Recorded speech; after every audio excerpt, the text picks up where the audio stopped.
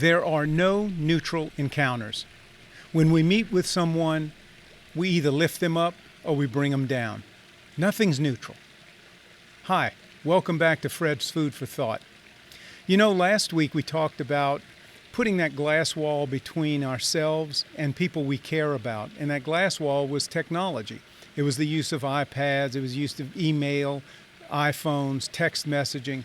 And it's something that distances us from interactive communication with other people. Someone once told me a long time ago that there are no neutral encounters. People walk away from an encounter with us either feeling better or feeling worse.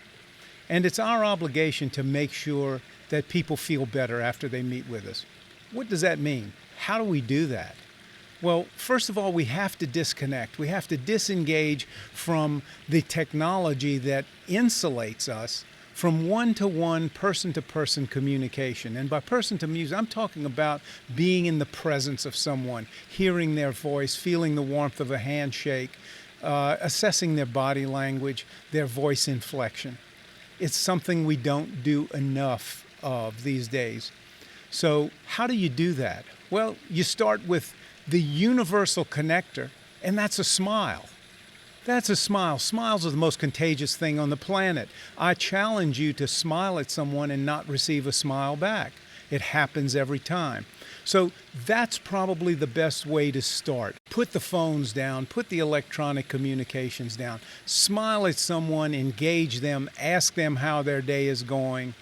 If you see a stranger on the street, smile at them and bid them a good morning or good afternoon or good evening. It means the world to them, and it means the world to you. You know, I really cannot underestimate the power of that. Just this past week, I was in San Diego, and my wife and I went out for a walk, and we encountered a lot of people along the harbor. We had a beautiful view of the harbor.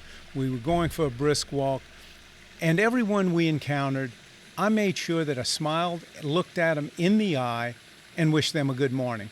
And it's really kind of funny because some people were taken aback because they were in their own little world. They were isolated in spite of the fact that there were all these people passing them, going back and forth. When I engaged them and when I offered a good morning to them, they responded back enthusiastically with a smile. And that's what I would tell you to do. Take time this coming week to engage someone in a meaningful way. Doesn't have to be a long, engaging conversation. Just wish them a good morning, someone that you don't even know.